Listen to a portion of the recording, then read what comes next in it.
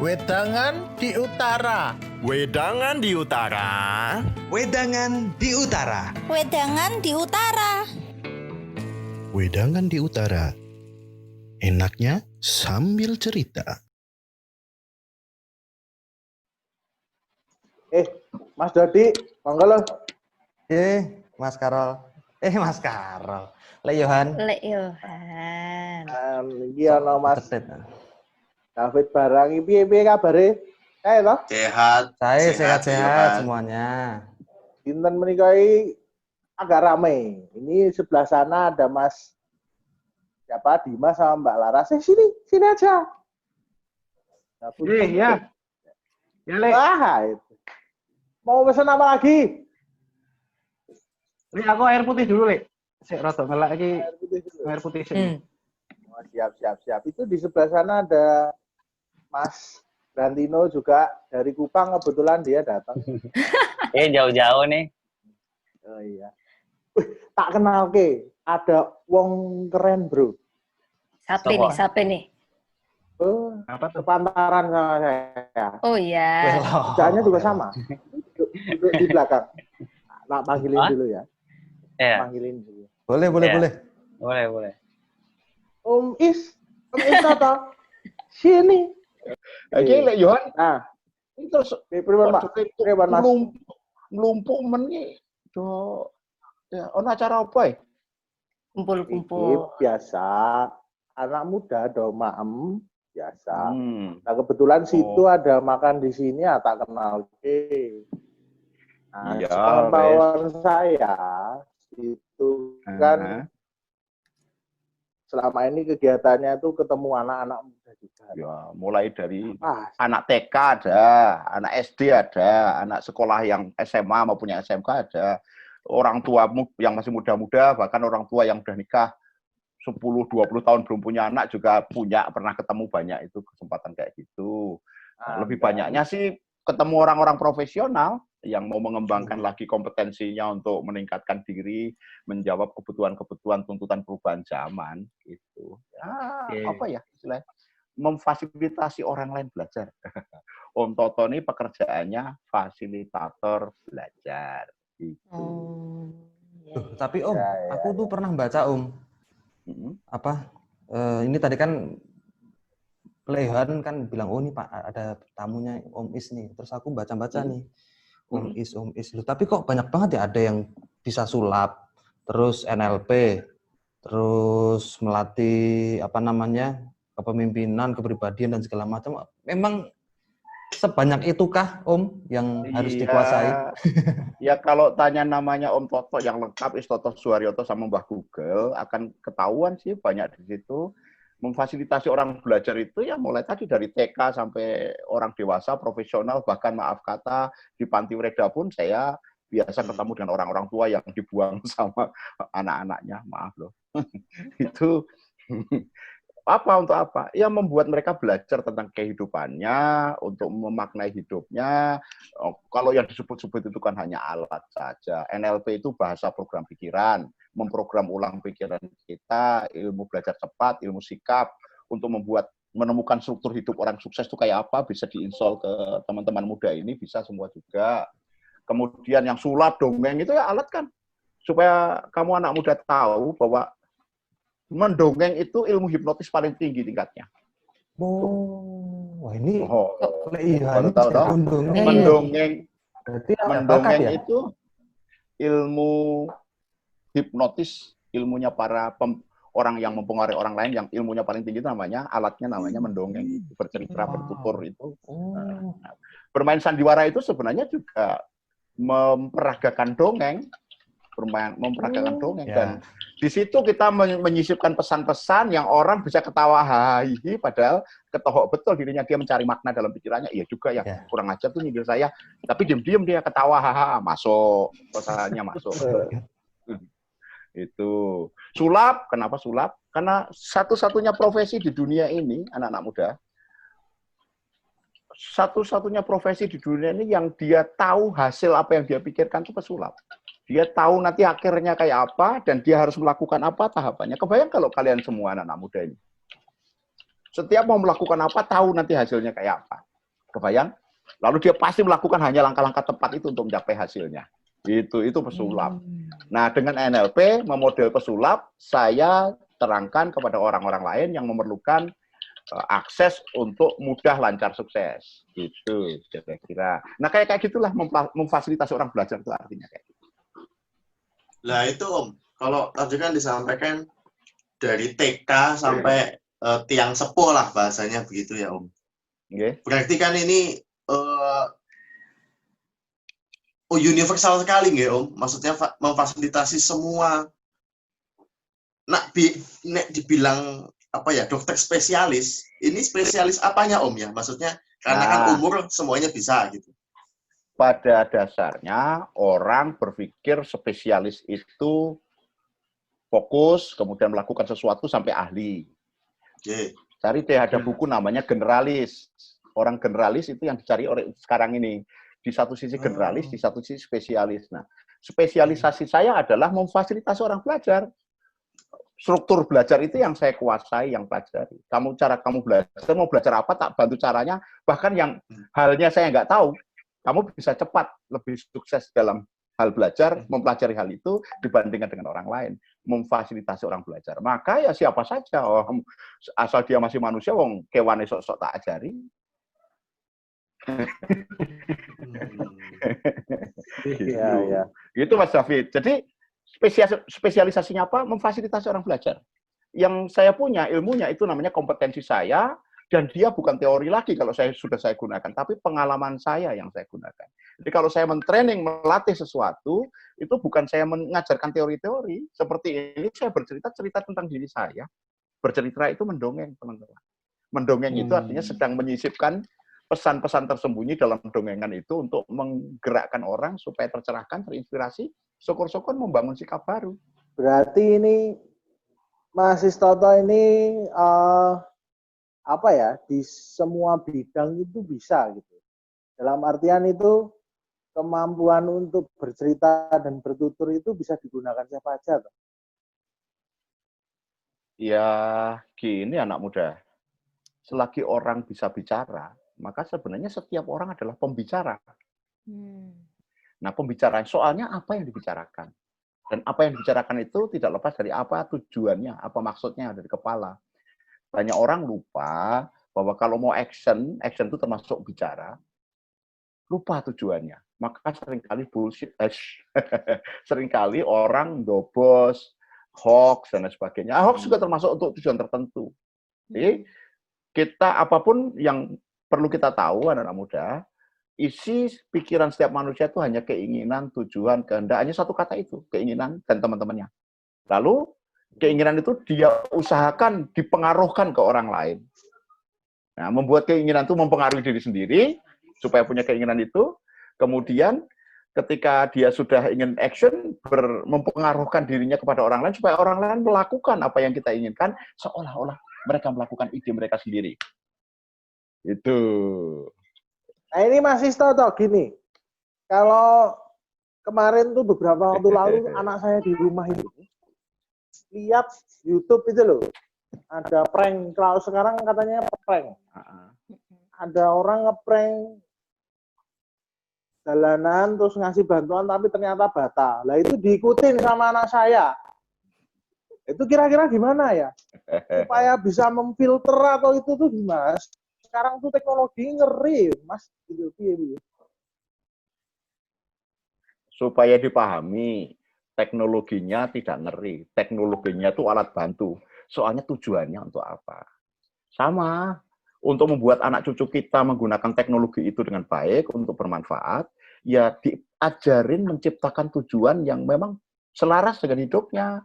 Ngeprank itu kan aslinya membohongi, ngerjain orang. Emang tujuan hidup itu. Sayangnya orang melakukan, dan anak-anak kecil melihat, lalu meniru. Karena belajar itu meniru.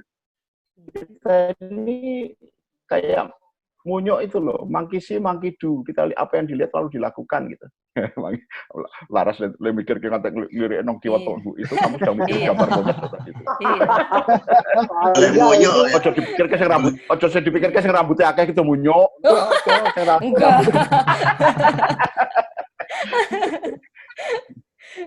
Lah Om Is, ini sebenarnya sama nih kayak si Lek Yohan ini. Maksudnya saya juga kan punya anak baru usia 14 bulan lah. Ini sekarang baru hobi-hobinya menirukan orang, terus sudah berani untuk bilang nggak mau, tidak, udah berani ngeyel gitu. Nah, kadang-kadang kan akhirnya muncul kata, istriku sih bilang sih, Om Is, jadi jangan bilang jangan, bilang gitu. Istilahnya hindari kata jangan, terus jangan Larang.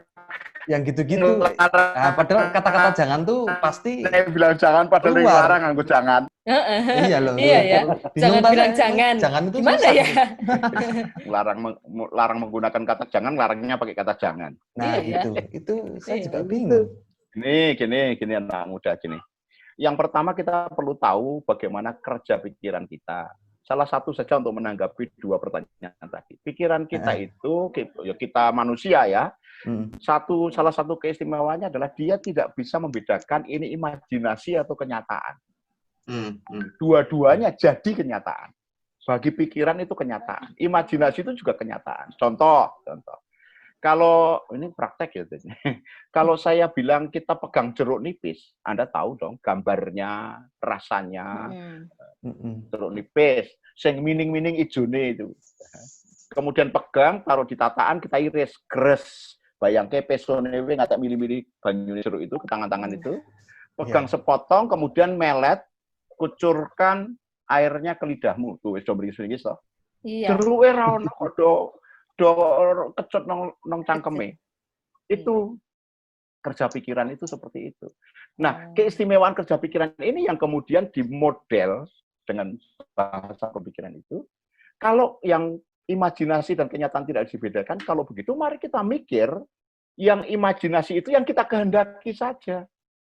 Maka kenali pikiran, isi pikiran kita apa, keinginan, bentuknya apa? Bentuknya adalah buah dari apa yang kita lihat, dengar, dan rasakan. Yang kita lihat itu jadi gambar, yang kita dengar jadi suara, yang kita rasakan jadi perasaan. Jadi pikiran kita itu hanya gambar, perasaan, suara. GPS, gambar, perasaan, suara.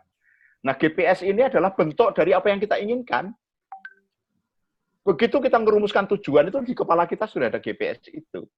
Nah, maka jika kita berbicara tentang keinginan kita kepada orang lain, gunakan kata-kata, intonasi, dan bahasa tubuh yang membuat orang lain langsung dapat GPS itu. Kalau nyuruh anak kita jangan lari-lari, kan kelingan lari-lari. Yes. Langsung bilang stop, berhenti di situ. Stop, gambarnya jelas toh, mandek. Berhenti, jelas toh, di situ. Apalagi pakai sebentar, stop, berhenti di situ. Gitu. Intonasinya semakin memperkuat. Ya, ada rahasia-rahasia kecil dalam kehidupan sehari-hari teman-teman anak muda. Dan itu kalau dimainkan dalam perbincangan, dalam dongeng, dalam teater, apalah yang didongeng itu orang-orang tertentu dengan tujuan tertentu itu masuk. GPS-nya masuk dan menginspirasi mereka, menjadikan orang terinspirasi, bahkan langsung loh memutuskan mengubah sikap. Seolah-olah mereka mengubah atas ide mereka sendiri. Padahal by design oleh kita yang menyampaikan pesan. Nah, apa kaitannya dengan anak tadi? Tidak hanya kata jangan, ada banyak kata yang lain yang perlu kita cermati supaya kita tidak terjebak pada salah hasil. Tujuannya apa, mengambil katanya apa, hasilnya berbeda seperti yang kita maksudkan. Kayak tadi, jangan lari-lari, anaknya tetap lari-lari, lalu kita bilang, ngeyel. Padahal anak itu nggak ngerti ngeyel. Begitu kita katain ngeyel, oh ini namanya ngeyel. Nikmat kok. Sesuk lebih pinter ngeyel, mboknya, bapaknya langsung bilang, kamu makin ngeyel. Lama kamu sangat ngeyel. Oh, bapak ibu ini saya mau propak. Nah, wis bapak ibu ini tobat roh anak itu kang ngeyel, agak omong, waduh, Pak Istoto, Om Istoto, saya tobat sama anak saya jadi tukang ngeyel. Tolong diterapi. Saya akan jawab, saya nggak terapi anak ibu, nggak terapi anak bapak, saya terapi ibu yang saya terapi. Kok gitu? Lah ibu yang bikin anak ibu ngeyel loh. Gitu. Jadi ini soal sangat sederhana, anak muda. Soal sangat sederhana. Dalam hidup sehari-hari kita itu hanya mempengaruhi orang, sebelum mempengaruhi orang, mempengaruhi diri sendiri dulu untuk membuat tujuan. Atau dengan kata lain, kalau komunikasi adalah interaksi untuk mempengaruhi, sebelum mempengaruhi orang, pengaruhi diri sendiri dulu punya tujuan-tujuan. Nah, tujuan itu yang pertama sukses kalau kita dalam kuasa kita. Misalnya besok bangun jam 5, bikin di Android, alarmnya di set jam 5. Jadi yang membangunkan kita siapa? Alarm atau apa? Tidak. Alarm Oh. berbunyi itu kita dengar itu kita sudah bangun. Iya. Sudah dibangunkan Iya oleh sih. gambar jam 5 dalam pikiran kita. Soalnya adalah bangun sungguhan atau betulin selimut lagi. Disiplin Iya. tidak Iya. mengganti diri itu. Mempengaruhi. Semakin disiplin dengan hal-hal yang pribadi itu, nanti mudah untuk membuat disiplin yang keluar dan membuat orang disiplin sama kita juga mudah. Nah, ada banyak lagi pilihan rahasianya kan cuma pilihan kata, bagaimana mengintonasikan, dan Anda semua belajar di bahasa, mengintonasikan itu expertnya. Saya menyesal kenapa dulu di STM kuliah Magister Manajemen akhirnya ujung-ujungnya cuma sinau bahasa. Ya, karena apa? Mempengaruhi orang itu karena hidup ini hanya satu. Ngeframe, membingkai pikiran orang. Satu. Nah, sayangnya orang lain juga pengen membingkai kita. Kedua, yang pertama ngeframe, yang kedua bersedia tidak kita di-frame. Bersedia kita dipengaruhi tidak. Kalau memang hal-hal baik ya bersedialah untuk dipengaruhi. Tapi jika tidak, pertebal filternya dengan pertanyaan, dikritisi, ditolak dan sebagainya. Nah, maka di situ letaknya.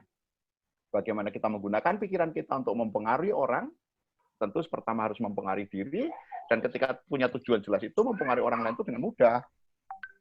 Itu ya. Nah, di sini letaknya bagaimana memahami kerja pikiran hanya gambar perasaan suara, isi bentuk tujuan kita juga hanya gambar perasaan suara. Ketika jadi kata-kata itu sudah terjadi dalam pikiran kita. Nah, pikiran kita itu yang mengendalikan siapa? Anda sendiri, teman-teman. Nggak bisa orang lain mempengaruhi pikiran kita selagi kita tidak mengizinkan. Tidak mengizinkan kita di-frame orang. Karena begitu di-frame, teman-teman nggak setuju, udah nggak setuju, pasti nanya, toh, apa maksudmu? Karena apa, kan gitu. Ketika kita bertanya, tuh orang sudah mikir, ini orang kasih tahu kok nggak mau ngerti ya. Itu sudah tanda kok. Selagi ada orang mempertanyakan pendapat kita, itu tandanya kita kurang pendekatan. Kurang orang belum percaya sama kita. Maka dalam komunikasi yang perlu kita lakukan termasuk dongeng, itu harus bikin pendekatan, koneksitas, menyapa, apresiasi, anak ya ada surat-surat, ada keplok-keplok, nanti mereka mendengarkan baru dongeng, mulai ngomong kiri kanan saya keplok lagi supaya mereka nengok ke saya lagi. Om Is, nih, aku tertarik jadinya. Ini aku mencoba menyelaraskan dengan pekerjaanku. Kebetulan saya iya, maksudku apa ya? Menyelaraskan kan. Jadi gini Om, seperti tadi Om, ini mungkin pertanyaan yang bisa dijawab dengan gabungan gitu. Apakah pertama ketika Om memberikan fasilitator ataupun kita komunikatornya itu harus membentuk diri sebagai orang yang harus dilihat dulu gitu. Sosok yang harus dipercaya, dikenal, dan sebagainya. Lalu, jadi membangun kredibilitas gitu ya, Om. Nah, yang kedua, ini pekerjaanku sekarang. Saya wartawan, dan sekarang sepertinya publik, masyarakat, itu kepercayaan dengan media mainstream, media massa itu menurun. Bahkan, ya saya tidak bilang oknum ya, tapi secara umum, dan ketika melihat sepertinya orang lebih mudah meng-capture atau mempercayai informasi yang datang dari bisik-bisik tetangga, Facebook, WhatsApp group, hingga mungkin hanya sebatas capturean link berita gitu Om, dan itu menjadi sebuah kebenaran yang tidak perlu dikonfirmasi gitu. Nah, apakah ini hanya kaget sama teknologi baru, ataukah sebenarnya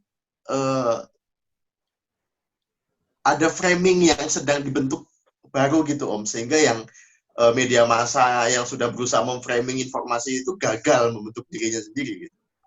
Nah, saya juga mungkin kayak penasaran itu Om kemarin, saya kasih unjuk mungkin seperti larangan mudik Om. Larangan mudik tapi boleh pulang kampung, itu membingungkan. Nah, mungkin Om bolehlah ngasih sesuatu yang sepertinya menarik nih. Ya, isi pikiran tadi apa? 3 huruf GPS, gambar perasaan GPS, suara. suara. Lalu kalau orang mengatakan dilarang mudik, pulang kampung boleh lah, GPS bingung toh? Apa bedanya mudik kalau larang? Lalu orang fokus diskusi di perbedaan mudik sama pulang kampung, GPS-nya podok. Lalu dibuatlah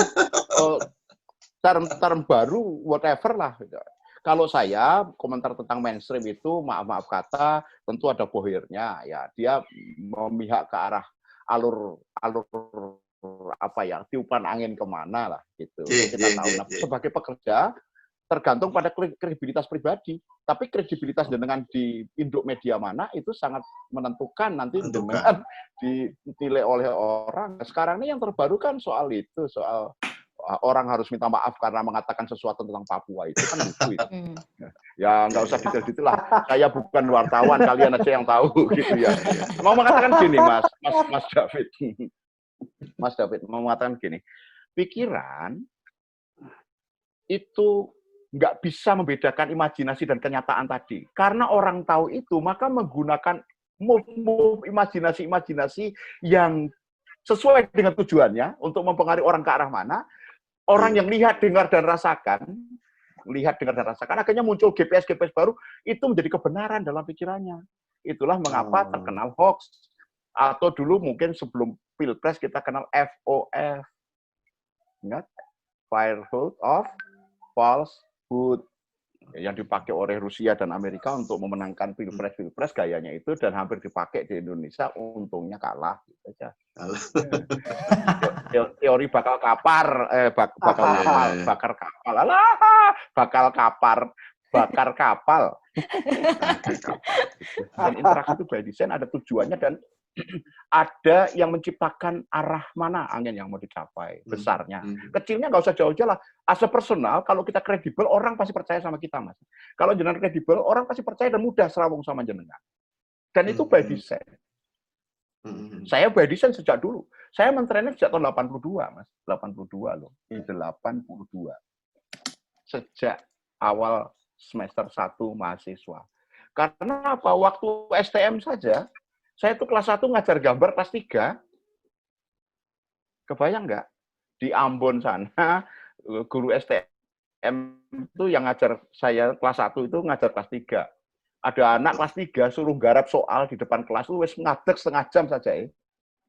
Dipanggil sama guru, jawab aku sini. Ya Pak, mau kerja. Kamu semua tahu? Ini mereka kurang ajar. Saya mulang kelas 3, kon nunggoni ujian kelas 3. Gimana coba? Hanya karena terbukti kita mampu pada satu bidang, itu orang mudah percaya sama kita. Mas David, gitu. Nah, perbanyaklah hal-hal yang memudahkan orang percaya sama kita masing-masing. Proses komunikasi itu ada 5. Ya, yang pertama tadi niat tujuan tadi nomor 1, mempengaruhi diri. Yang kedua bangun kedekatan, koneksitas. Caranya macam-macam ya, PD, kemudian menyapa, salam, apresiasi, senyum, whatever, termasuk penampilan ya. Kemudian baru menyampaikan maksud. Nah, orang kebanyakan berkomunikasi langsung menyampaikan maksud. Padahal menyampaikan maksud itu ada banyak tekniknya. Pakai teori yang daki-dakinya punyaan siapa? Cialdini, persuasi namanya. Atau paling sederhana yang dongeng. Ya, itu mempengaruhi. Baru di sini orang sudah mampu menyampaikan, tapi nggak bisa mengukur hasilnya tercapai atau belum karena tujuannya nggak ada, nggak jelas. Kalau tujuannya jelas, ketika berinteraksi kan sampai tujuan saya tercapai sampai sekian, sehingga tahu kalau berhasil. Nomor 4 adalah mendapatkan hasil. Setelah mendapatkan hasil, ini yang sering tidak dilakukan orang Indonesia, apresiasi.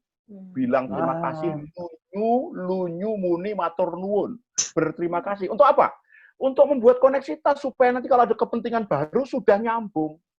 Dan itu terbangunnya. Secara psikologis, daki-daki psikologi. Orang yang sukses itu membangkitkan kepercayaan diri, dan kepercayaan diri itu akan mudah untuk sukses yang berikutnya. Hal kecil yang dipercaya orang, percaya dirinya muncul, dia akan menimbulkan sukses yang berikutnya semakin gede, putarannya semakin besar. Ini yang kebaikan. Sebaliknya, kalau kita mulai mau berdosa yang kecil, pertama gemeteran, besok diulangi, lama-lama dosa gede pun enggak. Menganggap itu bukan berdosa. Tapi kebohongan, kesalahan, informasi yang ditiupkan itu yang enggak benar, lama-lama jadi benar. Nah Om, ini ya saya masih tertarik nih jadi soal tadi. Itu yang tadi, monggo silakan. Dengan bahasa stop, berhenti di situ. Lalu ditambah dengan intonasi, sehingga itu mengubah imajinasi. Nah, sebenarnya persentase setiap bahasa, intonasi, gestur, itu persentasenya gimana sih Om? Ibarat kata, mana yang paling menentukan? Langsung kita kebayang, apakah apa gitu Om? Oke, saya dapat. Ya, itu penelitiannya tahun 70-an oleh Mehrabian. Mehrabian. Oh. Boleh no Google kok ya. Bagaimana kerja 3V namanya. 3V. Tulisan 3V. V. Verbal, vokal, visual. Verbal, verbal, vokal, visual. Siap. Dalam kehidupan, dalam sehari-hari kita hanya punya 2, verbal dan non-verbal. Ya toh? Oh. Nah, ternyata ada 3 aspek, bukan verbal, non-verbal. Verbal, vokal, visual. Verbal itu apa? Pilihan kata. Vokal itu apa? Bagaimana kata dikatakan dengan jeda, dengan intonasi, dengan tekanan, sesuai dengan besaran dan sifatnya. Besar, kecil, jauh, dekat, tinggi, rendah, terang, gelap. Kalian kan yang ketiga visual. Apa yang nampak ketika kata itu dikatakan itu mempertebal, menggarisbawahi makna kata itu. Nah, kalau ditanyakan penelitian Mehrabian tahun 70-an itu, pilihan kata kita hanya mempengaruhi 7% dari pikiran atau GPS orang. Jadi saya berkata-kata sampai berbui-bui, mumpluk gitu. Itu hanya mempengaruhi 7% pikiran 7%. Orang. Oh, alah pantas. Nah, yang kedua kira-kira berapa? Bojo saya itu. Saya ngandani bojo saya biar nggak usah arisan. Tetap arisan. 7%. Mas, soalnya pakai nggak usah juga gitu. Iya.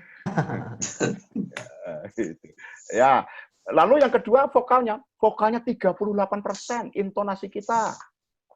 Intonasi itu mempengaruhi 30%. Kalau digabung baru 45. Berarti sisanya 55 kemana? Visual. Maka sekarang desain visual sedang laris karena itu sangat mempengaruhi. Paling gampang. Waktu kita kayaknya tinggal 10 menit untuk ganti kelas nanti ya.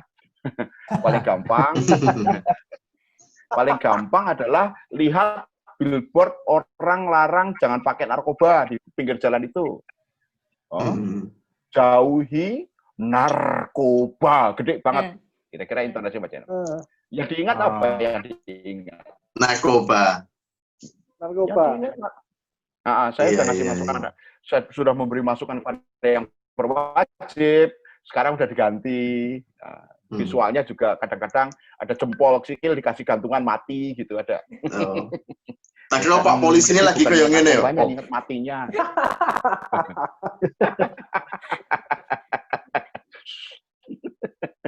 Jadi Om, bahasanya kalau kita melihat kita kan verbal sama non verbal. Berarti sebenarnya non verbal itu malah lebih powerful ya Om. 93%. Lawang nek ono di depan audien saya cuma metenteng gini terus. Iya. Terus gini terus gitu aja orang tahu kok kamu gitu kan. Tahu, pergi keluar sana. Iya. Apalagi suami istri. Wah. Ngeri. Di sebelahnya gitu. Anak bojoku wis ngene, wah rampung uripku. Ngeri. Nah, Mas sadari itu. Nah, bagaimana kalau kita adalah wartawan, maka tulisan kita itu pilihan katanya harus mengandung GPS tadi.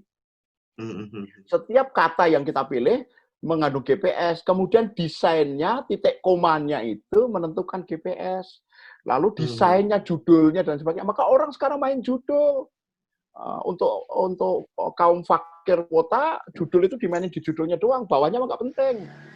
Gitu. Untuk apa? Untuk membuat GPS yang nggak pantas di luar sana untuk menggerakkan orang ke arah tujuan kepentingan mereka, bahkan tanpa dibayar. Itu serem banget.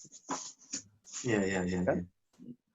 Atau Mantap, kalau kita tinjau secara positif, Mas David, ya, pimpinan itu digugu bukan dari kata-katanya, tapi yang terlihat dia melakukan apa. Jadi kalau ditinjau dari sisi leadership, kalau kita mau memimpin, itu ya yang terlihat apa. Itu yang paling ditiru. Orang tua pun begitu. Kalau teman-teman punya anak kecil, nggak usah banyak kata-kata. Lakukan sesuatu, maka mereka akan ikut. Berarti besok aku nggak usah nek wedangan nggak usah jaluk mangan. Aku mau. Ini nggak Om? Masa? Tangan aku BPS. Kasih tahu. Gini. Begitu mana Mas David datang, aku mesti ngirim. Bayar. Duit enggak. Om Yohan, karena mereka sudah kenal sering datang ke warungnya Om Yohan, maka gampang. Biasa, ngono rampung. Oh iya. Dadai tolong. Iya. Itu biasanya ngutang ya Om. Iya, karena sudah paham. Nah, pada bahasa yang sering-sering itu sebabnya pembiasaan itu loh, Mas David, pembiasaan. Kalau sing di warung kuwi kan biasa misal. Makanya Mas, kopi biasa, ngerti takerane telung sendok kopine, gulane lali biasa. Padahal ben hemat untungnya gede. Padahal untungnya dia seneng kopi pahit, ya toh? Iya. Weh tukang bakule guyang-guyu. Nah, Om Is, ini saya mau tanya nih Om. Aha. Nah ini apa namanya tadi nyambung ke yang masalah tadi dari Mas David tadi bilang media massa mulai nggak di trustnya mungkin bahasanya trust mungkin ya. Trustnya mungkin orang tuh lebih gampang percaya dengan yang pesan-pesan dari sosial media. Nah sekarang kan juga banyak tuh ada influencer yang mungkin aku tadi berpikir ketika Om Istoto ngomong kata ini dari siapa gitu dulu baca di buku mana gitu. Nah sekarang ini kan influencer itu kan banyak banget ya Om ya. Influencer di YouTube, mungkin di Instagram segala macam. Nah itu mungkin nggak sih kayak misalkan di zaman nanti cucunya Om Is anakku sendiri atau gimana ke depannya justru orang-orang tuh wah menurut influencer dulu di tahun ini kayak gitu. Jadi orang-orang itu intinya tuh cuma influencer padahal kan itu ngeri banget ya. Maksudnya kita nggak semua influencer itu positif gitu loh. Bahkan kemarin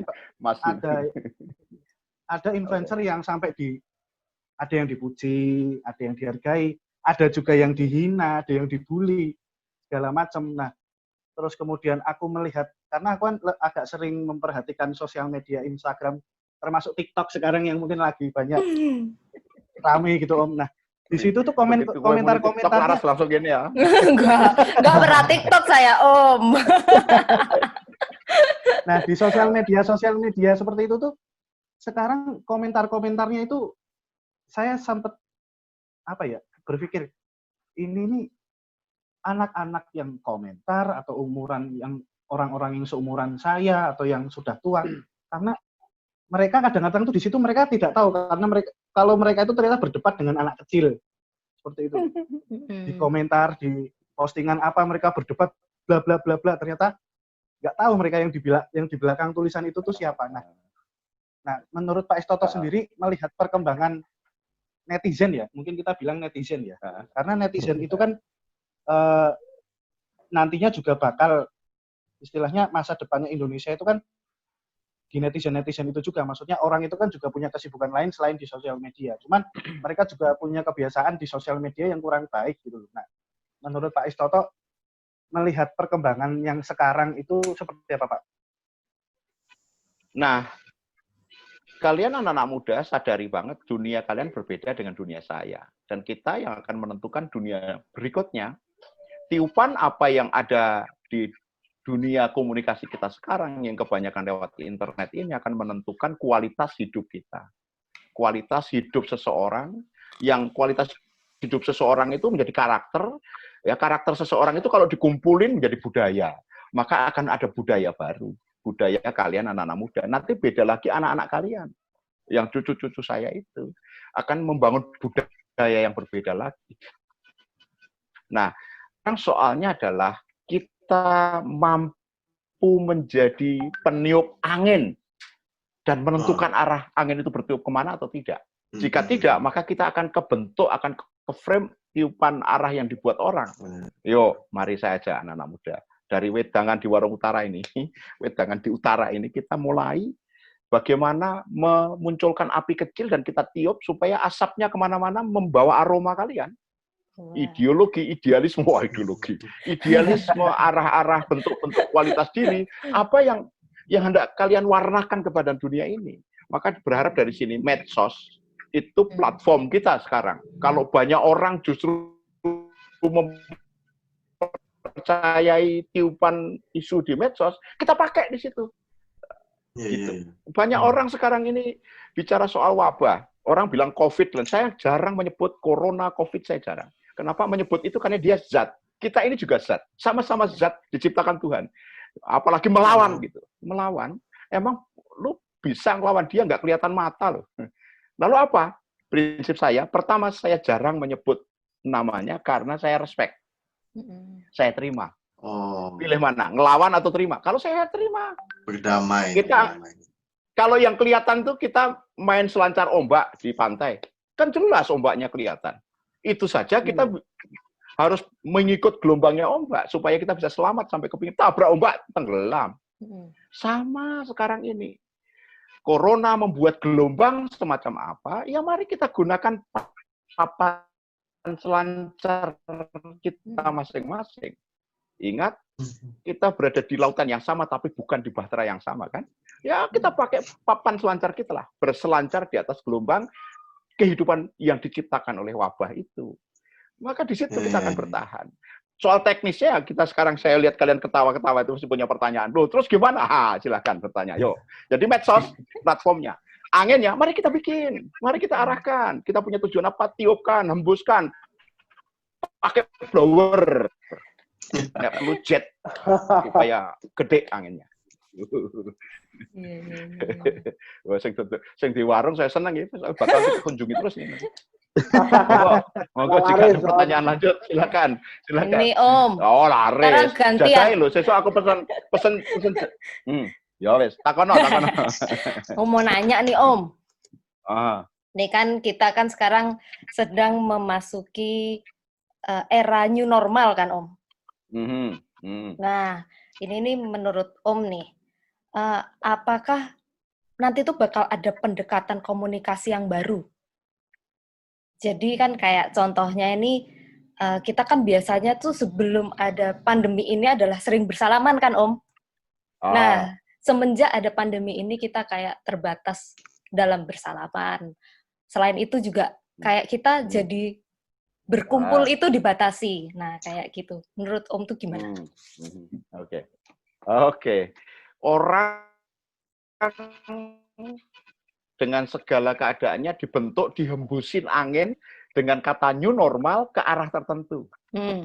Kalau kita ngalir di situ, maka kita menjadi korban. Nah, kita menjadi korban keadaan, kita menjadi mengikut keadaan. Saya punya pendapat yang berbeda. Dari dalam anak-anak muda. New life, saya berkuasa atas hidup saya, maka saya membentuk hal-hal yang perlu saya lakukan seperti yang keadaan yang ditiupkan itu, tetapi sesuai dengan prinsip-prinsip saya.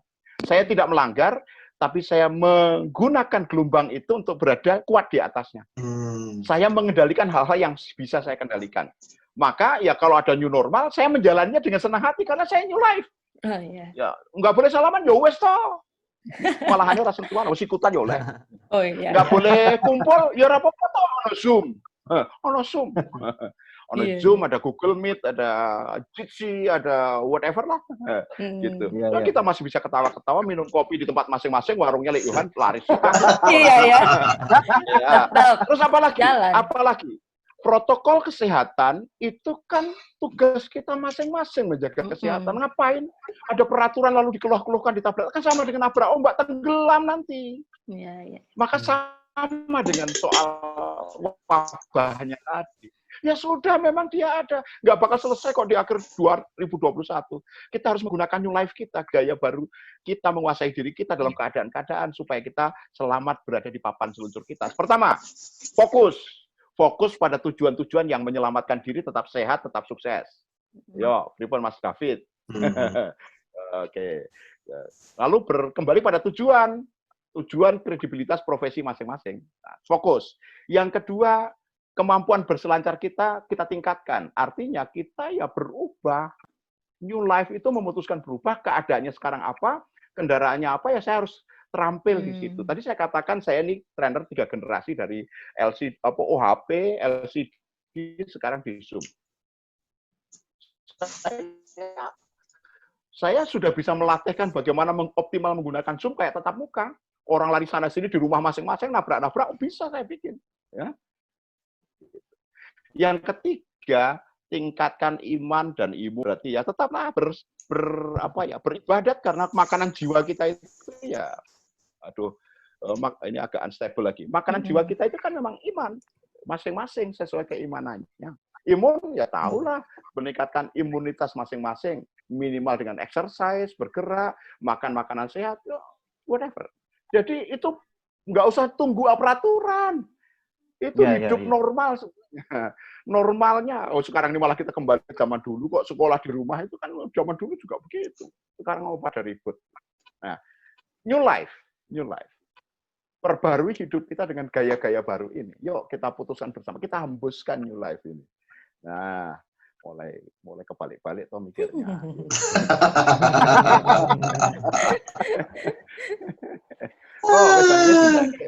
Wedangnya itu minumnya, kopinya. Saya tidak traktir ini. Udah pokoknya sabun telas teh kula Om. Larisan. Tapi ono semangat juga kucing atak rolas Mas opo. Mas niku Dimas. Telap sak wungkus dimplok pindho. Kenapa saya kula? Ya, pripun? Niki sebelum ini Mas Istoto ini. Sebelum saya nutup warung, kebetulan dagangannya udah entek semua atau kelarisan ini. Ini ada mimpi atau harapan atau kepinginan yang mungkin pengen dicapai atau pesan yang ingin disampaikan, mboten? Sederhana, Mas. Ini Lek Yohan ya. Ketemu nang dalan pangling aku karo jenengan. Apa yang saya katakan ini bukan barang baru, tetapi keputusan baru. Tadi saya katakan mulai. Belajar itu dipikir hanya di kelas, di seminar, di kelas formal. Tidak. Belajar itu menggunakan panca indera. Lihat, dengar, dan rasakan. Cecap dan cium nggak usah. Nanti kalau cecap, kalian juga saya basah nanti. Ya. Lihat, dengar, dan rasakan, lalu mengakuisisi keadaan dunia ke dalam pikiran kita, jadikan GPS tadi. GPS apa yang berguna, kita simpan. GPS yang nggak berguna ditolak, atau ya kalau sudah terlanjur masuk, ya dibuang, dihapus, di-skip, diedit, kalau teman-teman yang di film kayak Mas Dodi itu ya, diedit, dipotong, dibuang, atau disimpan, jadi dokumentasi, apa segala macam. Bisa. Lalu yang kita pakai apa?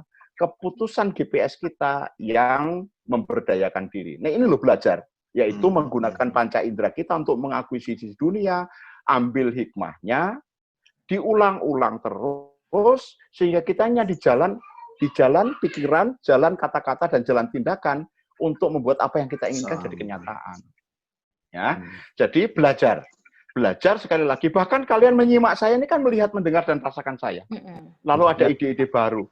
Nanti malam mungkin terngiang-ngiang ada gambar yang muncul apa yang membuat anak-anak, oh iya ternyata kata-kata saya itu mempengaruhi anak saya kayak gitu. Ya diubah, yang ubah kalian sendiri, yang memutuskan kalian. Putuskan belajar. Nah, tahu itu adalah hasil dari GPS baru, tahu. Ya. Kalau diulang-ulang jadi dapat. Ingat, tahu dan dapat belum menjamin kita sukses, karena kita perlu sikap mau melakukan terus-menerus sampai akhirnya lahir sikap baru. Nah, dunia ke depan, dunia baru, kita putuskan dengan new life kita, hidup baru kita, dengan GPS baru, sehingga kita bisa berselancar dengan lancar sukses di atas itu dengan mencapai tujuan. Dengan prinsip apa? Dengan prinsip GPS-nya selalu positif. Orang bilang menjadi pribadi yang positif, berpikir positif. Kalau ditanya gimana caranya, mereka nggak tahu. Sederhana. Isi GPS tentang yang baik-baik saja. Gimana caranya? Sederhana. Lihat diri, lihat orang lain, lihat peristiwa, lihat keadaan, lihat dunia hanya dari sisi baiknya.